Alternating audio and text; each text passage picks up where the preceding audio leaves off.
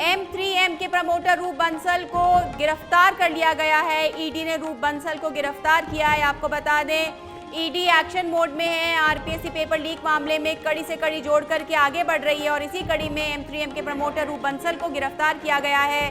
23 लोगों को समन भेजा गया है। आपको बता दें, ईडी एक्टिव मोड में है, एक्शन मोड में है और एक के बाद एक खुलासे करने जा रही है।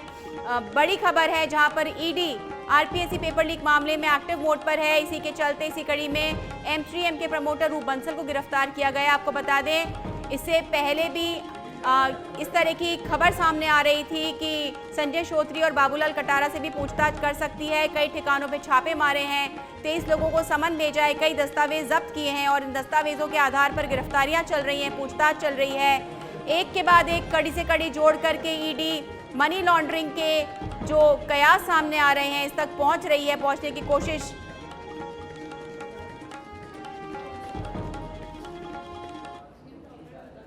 और इस प्रकरण पर ज्यादा जानकारी देने के लिए हमारे सहयोगी गौरव गौड़ लाइव जुड़ चुके हैं हमारे साथ में। गौरव, ईडी बिल्कुल एक्शन मोड में है और रूप बंसल को गिरफ्तार किया गया है, क्या है अपडेट?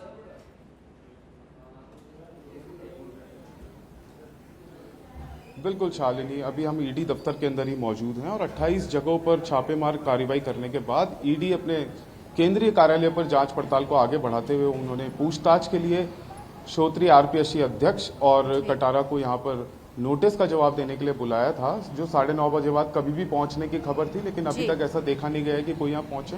और साथ ही जांच आगे बढ़ती जा रही है। जांच के अंदर कई तरह की चीजें निकल के आ रही है, पर अभी ईडी ने किसी राजनेता या अधिकारी का नया नाम जो है नहीं दिया है। इससे ये भी मालूम पड़ता है कि शायद ईडी या तो किसी दबाव में काम कर रही है और दबाव में काम नहीं कर रही है, तो आने वाले तथ्य पारदर्शिता जब ही आ पाएगी जब इस चीज के अंदर आगे कोई और कार्रवाई की जाए। जी बिल्कुल, और ईडी की जब बात आती है तो पारदर्शिता अपने आप साथ में आती है। और जब इन ठिकानों पर दबिश की गई, कई दस्तावेज जब्त हुए और रूप बंसल को किस लिए गिरफ्तार किया गया है गौरव, क्या इनसे जो सबूत हैं, क्या तथ्य सामने आ सकते हैं रूप बंसल के द्वारा?